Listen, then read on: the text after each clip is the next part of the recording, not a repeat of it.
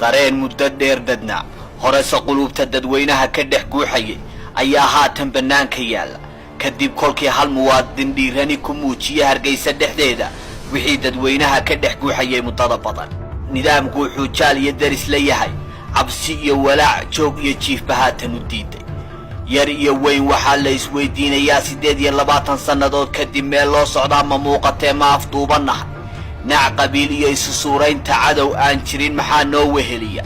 dhalinyarada oo daalacanaysa mugdi ka sokeeya mustaqbalkooda iyo sidoo kale hardacaar werwal mustaqbal oo isna la jaal ah ubadka aan dhalan ee dhalinyarada dhabarkooda ku jira ayaa qayb ka ah sababta maydii aad ogeyd maanta may kale u tahay iyo sababta xuskeedii su'aali uga timi saaka may calankii midabada badnaa looma dhamma saas iyo cabsi baa la darisa korneylada lidiga ku ah doonista dadweynaha dadkii iyo calankii cirka la midabka ahaa bay kala weerayaan xabsiyada iyo saldhigyada boolisku waxay la ciirciirayaan inta badan magaalooyinka dalka dhalinyaro laga warhelay is-abaabulkooda ku wajahan sidii ay dunida ugu bandhigi lahaayeen diidmada ka dhanka ah jujuubka aan jiha loo socdaaba jirin inta xalay loo xabisay calanka buluuga dartii kolka laga yimaado waxaa bada saaka dharaartan kuwa iyagu gabashalay ishaaracyada magaalooyinka Soomaaliland ku muujinaya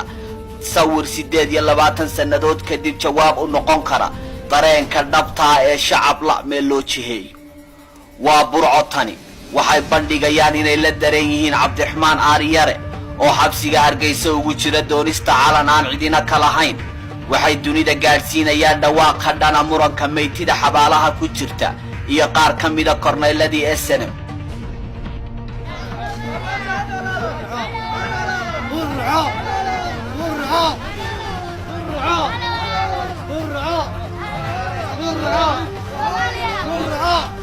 weli waa barigee laascaanooda yar alle u soomani waxay kor u sidaan calanka Soomaaliya iyagoo muujinaya in Cabdiraxmaan Aar waa wiilka Hargeysa loogu taxaabay ee keligii ahayn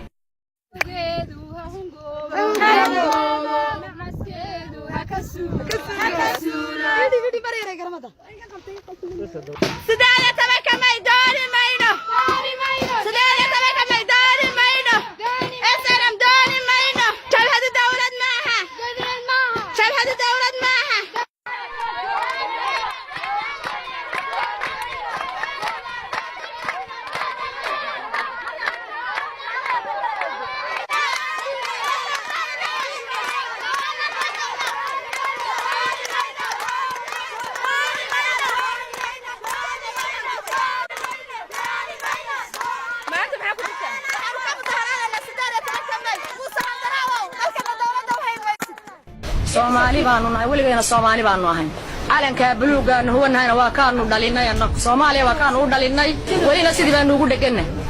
calal saddex dariiqooda raaci mayno ma ogolin qaadan mayno haasa ilaahay nagu waxa weeyaan Soomaaliya kala goynteeda ma ogolin horena uma aanan ogolayno annaga xornimada keenay dadka Soomaali diidkaana oo maanta calankan ka cararaya waa kii loo dhinto dhiigayagu qubtay aanu Soomaaliya ugu soo halganay waxa weeyaan calankaas aanu haddana ku dhimanaa awal ku dhimanay haddana u taaganahay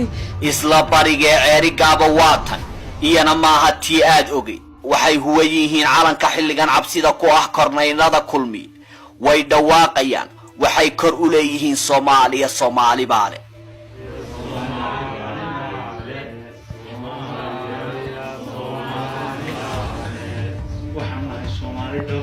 waxaan ku dhaqanahay magaalada Ceergaabo Soomaalinimada ugu weyn meel kasta shacabka Ceergaabo Soomaalinimada ku weyn waxaan leenahay dadka xawiyaan Ceergaabo eedin may baa laga xuseeyay Ceergaabo dadka ku nool waa xawiyi waa maalin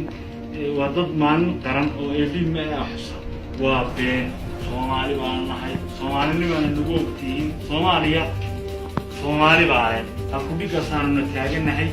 boorama inkastoo shaarciyada ciidamadu daadsan yihiin inkastoo warwar laga qabo kacdoon dadweyne ay daris leeyihiin waxay karaankooda culays kastoo dusha laga saaray muujinayaan diidmada afduubka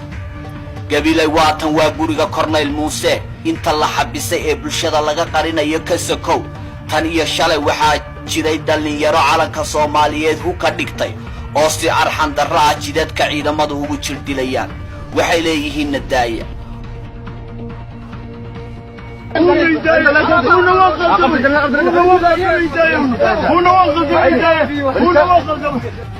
waa su'aale maxaa soo cusboonaaday shalay sawirradaa kuu muuqdaa ma ay jirine maxaa maanta keenay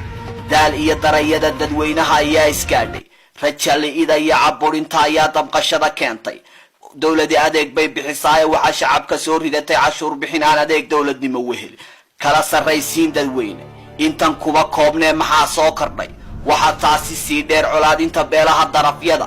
xadhig cid gaara qabta sharci koox gaara u adeega qarannimo daas iyo dukaan la muuq noqotay madax maxamed siyaad barre barracaayaysa mar kalena matalaysa wixii shacabka shalay loo sheegay inuu dar u dumay oo tuka darani taagan tahay 28 sano kadib la isla oogsay su'aalaha korneylada holyaalla ee la xidhiidha muranka maytida xabaalaha iyo iyaga waxaa qayb ka su'aalo tiro beelay oo da'yartu jawaab u laayihiin kuwaasoo ay ka mid yihiin haddiiba maxamed siyaad barre aad ka mudan tihiin dugsiyadii uu haweenka danyartaa u dhisay maxaa u gadatay warshadihii uu dhisay ee tii sibirka tii qoriga iyo warshadii kalluunku ay ka mid ahaayeen maxaa Itoobiya iskaraab ahaan ugaga iibisay saldhigii berbera 40 sano ka hor siyaad 40 milyan buu ku kureeyay maxaa maanta 1 milyan ugu xaraashtay siyaadka aad ku celcelisaan wuxuu geeriyooday isagoo saboola ubadkiisuna aanay hal guri uga tegine maxaa keenay in ubadkiinu kursiga madaxtinimada milyaneerka ku noqdaan waa la isku dhagan yahay dhagaha ayayse doonayaan su'aalaha dadweynaha inay ka dabooshaan wax badan oo dadaalo dadweyne baraarugay ah ayaa istaba socda qoraaga weyn ee maxamed baasha xaaji xasan oo ka mid ahaa ururkii SNM qalinka wuxuu u qaatay tirtirka cadaawadda laga dhaxaysiiyay calanka Soomaaliyeed iyo shacabka Soomaaliland macallinku wuxuu culays ka saarayaa siduu dhagaha ugu culi lahaa bulsho u diyaarsan inay hore u ciidamiyaan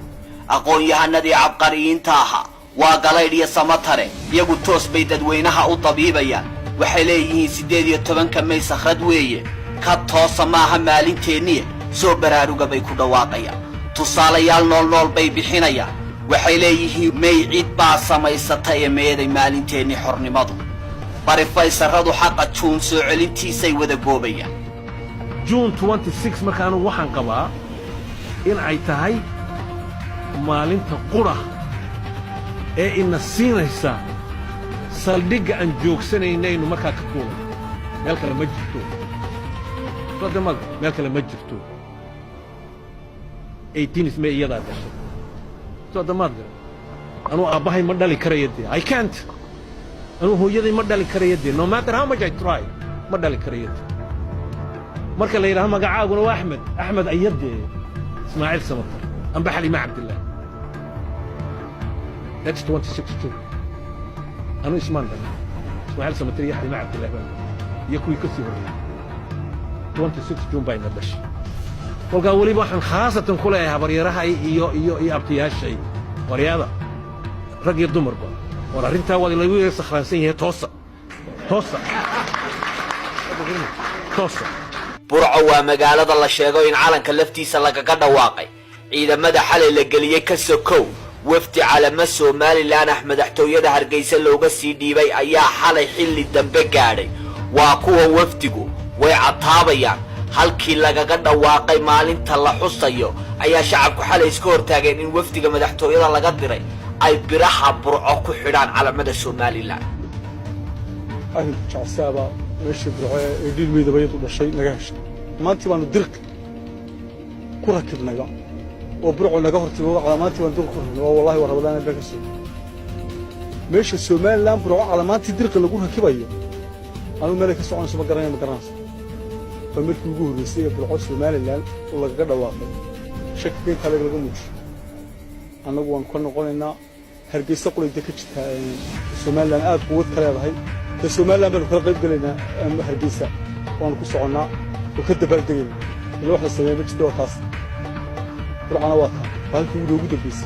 مركا محنو دكول كهاي السنة ولا قليل أبي اللي ما دكول لو عيك تاجتوا على ما تدخل روح رحلة haddii shalay bulsho nac iyo colaad dhagaha looga dhaamiyey ay dhagaysan jireen heesaha ay ka mid tahay adigaan kugu hoos dhashay miyaan kaa dhoofayaa dhabtu kolkay timi waxay qaadayaan adigaan kugu hoos jabee miyaan kuu joogayaa Somali jamcad yadanki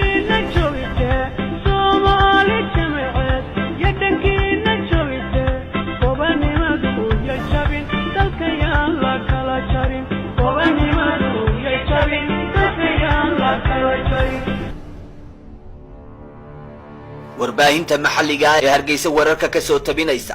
waxay si wada jira u baahinayaan ka daalida bulshadu ka daashay xusaska aan loo dhamayn iyo karaahiyeysiga sidii kacaankii wasiirada loo diro inay dadweynaha dibadda u soo saaraan waxay muujinayaan xuska mayda laga daalay ma dareemin inuu yahay doorkan maanta Home Cable TV oo markuu doono u adeega dadweynaha wuxuu soo bandhigayaa bulshada Hargeysa oo iska daa wax kale calankii Somaliland iibsigiisa iyo xuskiisiba suuq la'aan haraysay waxaad ka mid tahay dadku suuqa wax ku iibiya goobtan aad wax ku iibinaysana waxay ka mid ahayd goobaha laga dareemi jiray xuska 18 May calamaanta lagu iibin jiray sidaynu arkayno wax calana iyo diyaar garow kale kama muuqdo halkan maxay isbedelay isbedel kortay wixii ilaahaba maaskala marka hore waxaanu garanaa halkan oo aanu soo taagnay ilaa saldhigga dhexe ilaa saldhigga New Hargeysa inta u dhaxaysa dhammaan lagu iibiyo calan ma haddii intii horeysa ee aan tolay aan arki waayay in ay iga bixi weyday wax dambeeyana aan tolo oo aan dhaqaalaha ku bixiyo anigu waga talaasay waan ka qaabsaday may kowdeed margu ahlaali hadii garmaantay iyo hadii calamaantay iyo hadii isku joogtahay soo iibiyay markii kaabaleego loo waayay cibada iga ibsi weeyay ayaan anigu iska xari waa kuwan korneyladii xalay saqdii dhexe heerka cabsidooda shir jaraa'id waagu ku simi waayay ay qabteen dhalinyarada calanka Soomaaliyeed isxajintiisa muujinaya saskay ka qaadeen bay sheegayaan boqolaal ay xabsiga calanka dartii ugu taxaabeen bay tabinayaan haddaba waxa la wargelinayaa in ay jiraan dad doonaya inay kharbadaada sameeyaan dad calamadii Soomaali weyn iyo wax la xidhiidha qaybinaya ayaa laynoo sheegayaa qaar biliiska gacanta ku haya calaamadaha qaarkood waa la hayaa ugu dambayntii haddii caburinta bulshadu ka dhignayd gudcur habeenimo waabaa bariyey si kastoo ay isugu dayaan tiro kastoo ciidamo ay bulshada dul dhigeen shalay iyo habeenkii xalay ahaa misna baajin kari waaye muujinta dareenkooda